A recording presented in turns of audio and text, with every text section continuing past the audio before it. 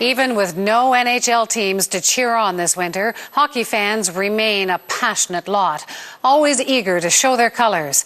But the fervour of recent times pales with what we saw 50 years ago today. It started out as a hockey game in Montreal, but it ended up being known as the Richard Riot.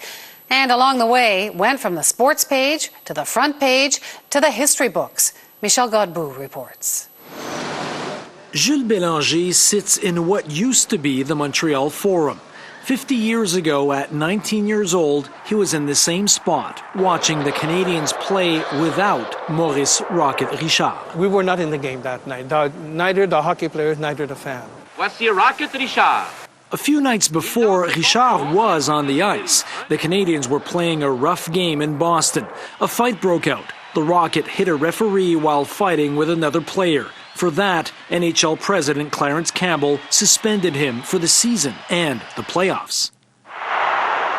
On March 17th, Richard watched from the stands, and so did Campbell.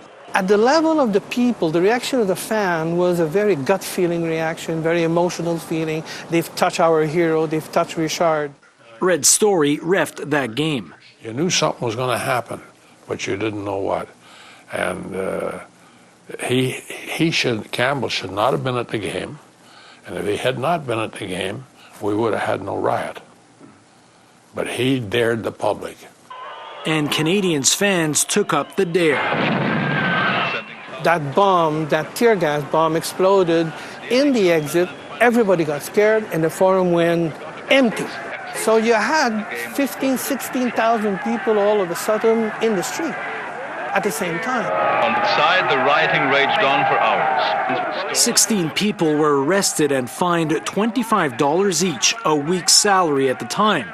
8 policemen and 25 fans were injured. Damages totaled $100,000. And all this happened at a time when Quebec's economy was being managed mostly by English Canadians. Some say the Richard riot signaled the coming of age of French Canadians. Campbell, the anglophone, suspending Richard, the francophone hero, was simply the last straw. Michel Godbout, CBC News, Montreal.